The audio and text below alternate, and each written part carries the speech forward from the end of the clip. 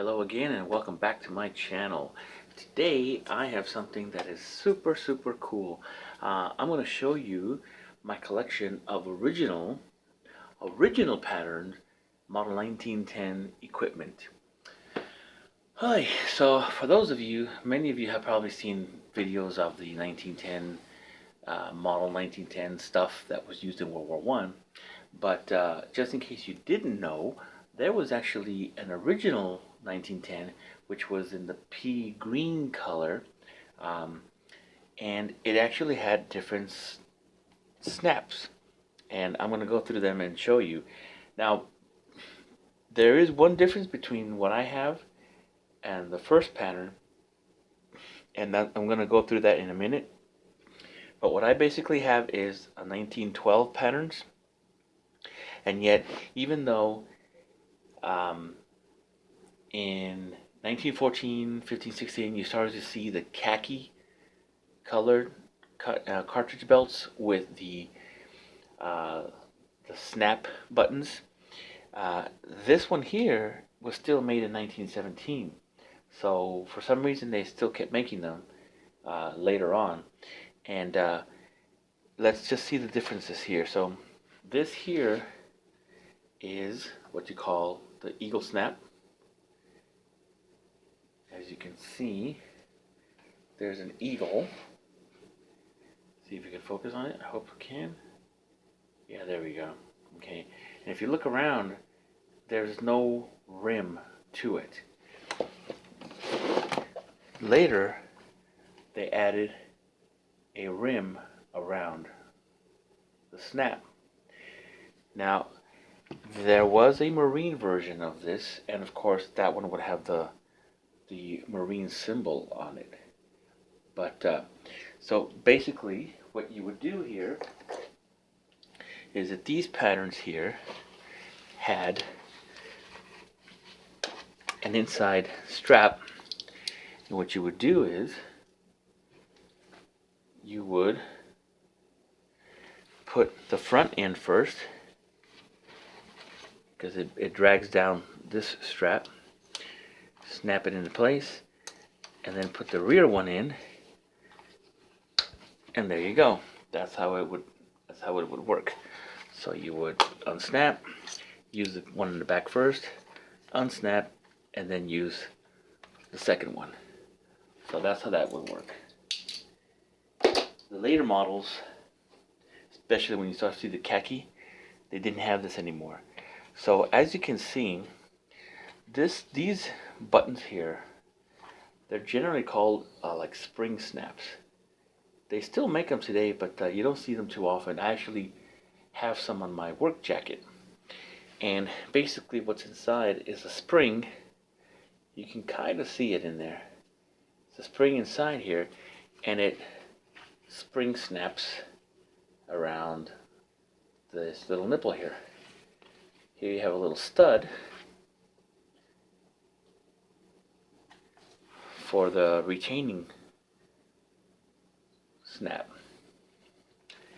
Okay, so the adjustment of the belt is just like you would see in basically like the World War One style, where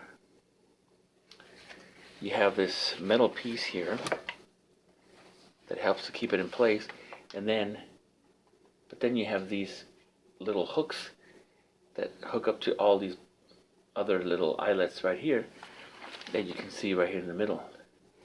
Okay, and of course the back would be for the haversack, or maybe if you had some suspenders. Now, one of the things that is unique about these here is that the right side has regular eyelets on the bottom, but on the left side you have oval, or they're bigger.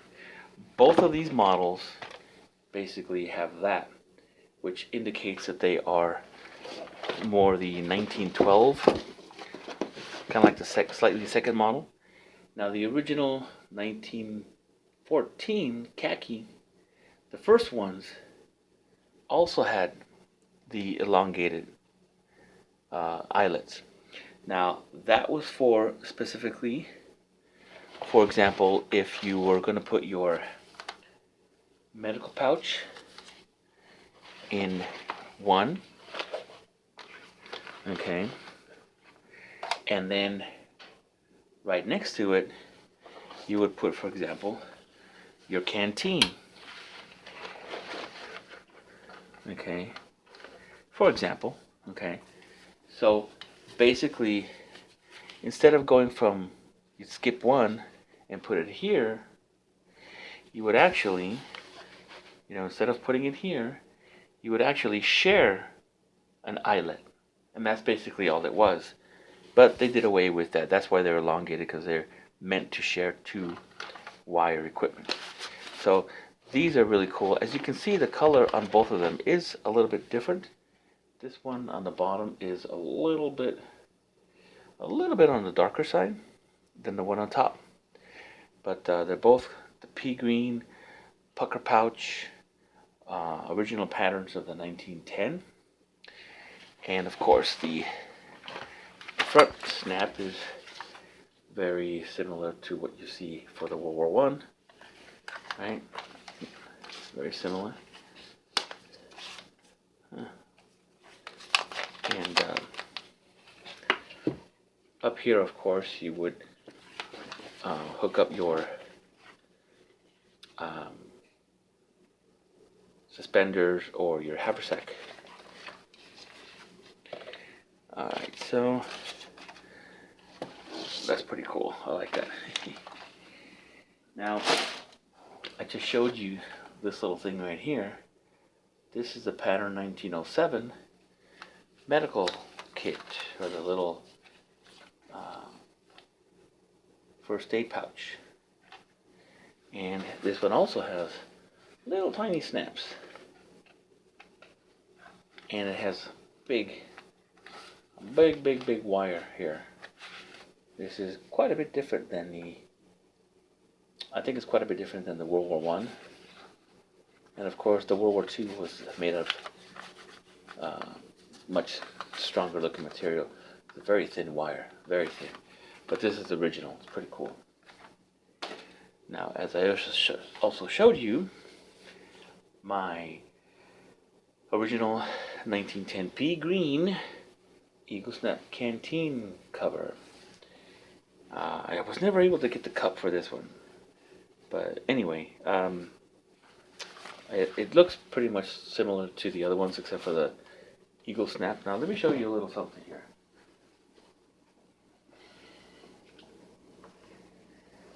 I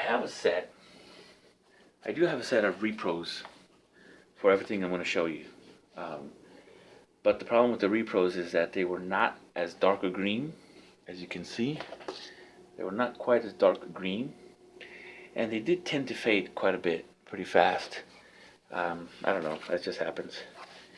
But as you can see, hopefully you can see it's a certain green here and a certain green here. Well, this was covered by, this was covered up by the flap, and you can see it is different color green than the rest of it. Anyway, I wanted to show you the nipple and the spring snap up here, but in the original, the nipple is up here and the spring snap is down here. So I don't know why they reversed that. But anyway, and you can see that the colors are different. Okay, this is almost like a limey green.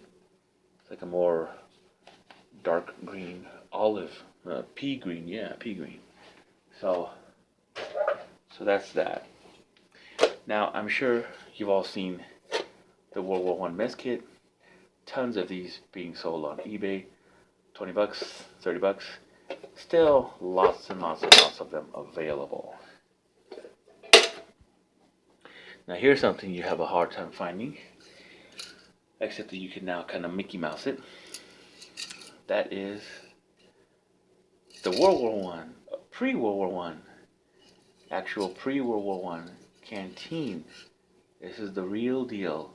Nowadays, you can buy the cap so that you can use the World War One in World War Two, World War One in your canteen pouch, and it looks like a pre-war but this is original. They were never dated from what I remember reading about them, because they used to do a lot of research on these. And I had this I've had everything I'm showing you long before they started doing repros of any of it. And in fact, let me tell you a quick little story. I had 3 of those pea green cartridge belts, and I put one on eBay to sell, because I'm like, what do I need 3 for? Even though, of course, you never have enough. And guess who ended up buying that?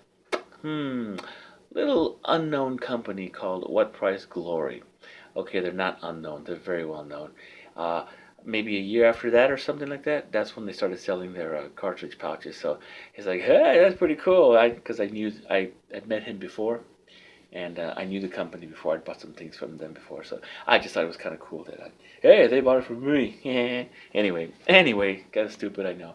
Now, these are 1910 pattern pea green leggings, and you can see they've got little tiny hook eyelet. Alright, so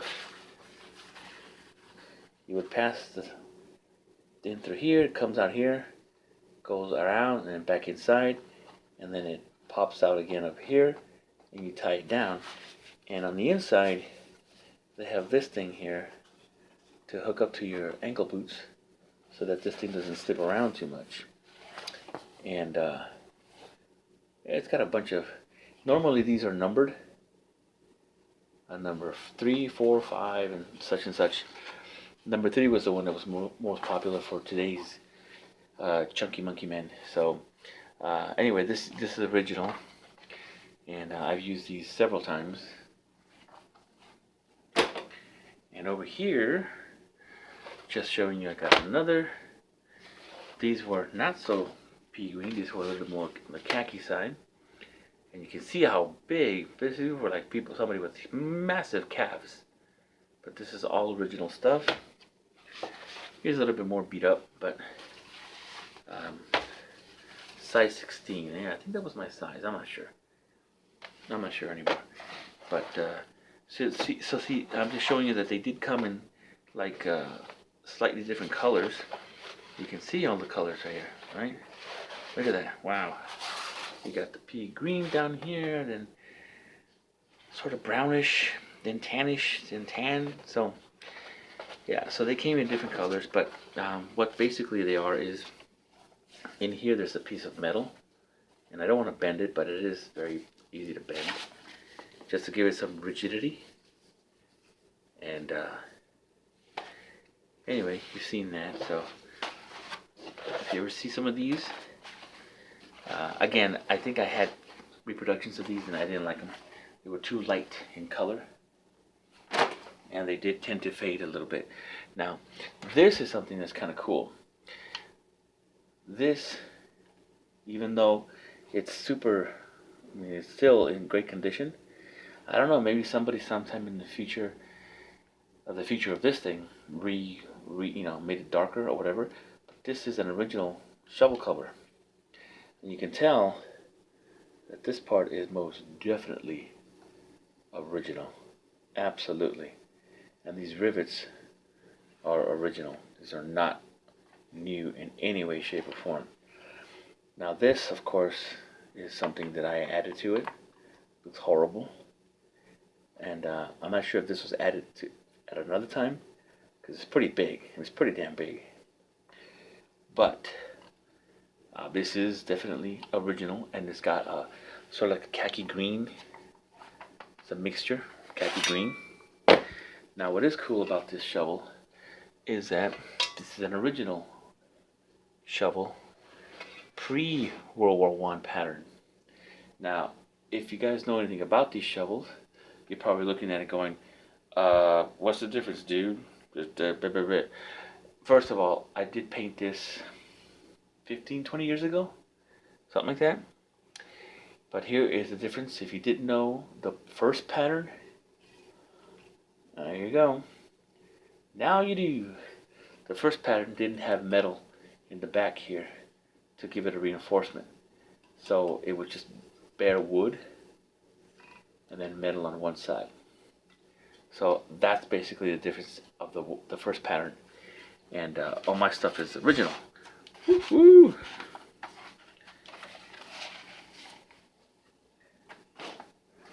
Now let's look at the. Now these are reproductions, of course. What you would see, the 1919 World War One Scabbard, and this is the 1905 Scabbard. So this would take up the whole belt. This wouldn't go into any of those eyelets. This would go in between the pouches, and it swung quite a bit. Swings quite a bit. So I don't know if they just didn't like that, but basically you'd put it in place like you'd open it up, slip it in between pouches, each particular individual pouch, and I did have to modify both of them though a little bit to make them fit my bayonet. My bayonet's original, but it's got a horrible handle. Horrible. This was chromed because it must have been used for some ceremonial thing to make it look good. But this is the, what is it, 1906 pattern Rock Island Arsenal, or the 1905 pattern leather scabbard. This is actually a very, and I got it from War Price Glory many years ago, many years ago. And other than me having to modify the to lock it into place, it's really nice. It's very nice, good quality stuff. And I'm not sure if I got this from them, but it's kind of lost its little bit of a color. It didn't last too long. But anyway, what I have here is, now this is a throwback to the Spanish-American War, but between then and 1910 and such, they went through some changes and they got bigger. And this is something that you will probably see, that you did see in the Americans chasing Pancho Villa. This was definitely something you saw them wearing. Remember that the National Guard that went after him, they would have all the, the older stuff. So this was a little bit on the older side. You did see some Eagle Snap stuff there, even though it was already 1916. They did have some Eagle Snap equipment going down to Chase Pancho Villa. See, on the outside is a nice, beautiful pea green, and this is original. Again, this is original. Excellent condition. Had it. I don't even know if they make repros of these, but I definitely have had it for easily 15, almost 20 years. And on the inside, it's khaki. And it's funny, but if you zoom in, let's zoom in a little bit. Let's see. I hope we're focused. Because if here, there's a shadow of what used to be some sort of a button and thread, like that. You can see like somebody, like you're tying your shoe right here. So you can, for some reason, the inside is more worn out than the outside. But see, it did have a button over here, or threads. But it's got writing right here, but it's so difficult to tell what it even said. Rock Island Arsenal, I think is what it says. Something. I could be wrong. But anyways, this is original. It's beautiful, beautiful condition. Excellent condition. And I've got an original leather belt or strap. And take a look at these hooks. A little elaborate, I think. And look at this. I think this is a throwback to Civil War style. But interesting. It's got somebody's name on it. First Sergeant something, is it? Anyway, very cool bag. And lastly, I have my very cool original pea green 1910 haversack complete. And well, it is basically the 1910 khaki that you would see in the First World War, But I want you to take a look at this right here. Okay. One of the ways that you can tell that your equipment is the real deal is when you see it having been part of a movie prop company. Back in the day, even before Saving Private Ryan, even though movie prop companies still have original stuff that they use in their movies, after Saving Private Ryan, when it comes to World War II stuff, I mean, it was just an explosion of reproduction stuff because they had so many people, so much stuff that the industry just took off. And of course, everybody was like, I want to be a paratrooper. I want to do infantry. I want to do glider. And but before that, you would definitely see movie companies buy tons and tons and tons and tons of original equipment, and they would just burn through it. I mean, after all, you got to remember that when you're running in the background, if your haversack has been torn, you just sew it up because you're in the background. You've got a haversack, you got a cartridge belt, you're in. Good deal. The only reason that they would have something newly made is, for example, a close-up shot of a particular actor in a particular scene. That's the only time that they would bother trying to make a super authentic looking something, if they did bother. But for example, I've got a World War One French haversack that was pasted around a box frame because it was a movie prop. Most of it is still there. I just use it as an example when I made my own French haversacks. But in any case, that right there, that really screams, yep, this is the real one. This is the real deal. And so it is basically the 1910 that you would see in World War One. One difference, the color. Number two difference, the mess kit is round, a little bit more square in World War One, or the khaki version. And the way it's attached to the haversack itself is attached with shoelaces or some sort of a thread or string or something. The World War One khaki is attached more with like something like this. So that's really the real big difference. But I've had this one for God knows how long. Seriously, I don't know how long. I'm not even sure how much I paid for it. But I actually got the bunny ears, or the tail section, as they call the bunny ears. You know, I got the tail section as well. I've only seen one other one on eBay in 20 years. So these are extremely rare, in my opinion. Maybe you have 10 in your closet, I don't know. But in my opinion, the pea green and these are super awesomely rare. And like I said, I do have a reproduction of it. Reproductions have their purpose, but they don't look as good as this. I'll tell you that right now. Anyway, if you like all this old stuff, if you had a decent time with this video, my videos are not professional, but I hope to share all this stuff with you. That I have not seen this on eBay or not on any channel, because I'm not going to name the name of the blank tube that shall not be named. But I wanted to make this for people who like collecting stuff or people who are interested in this stuff.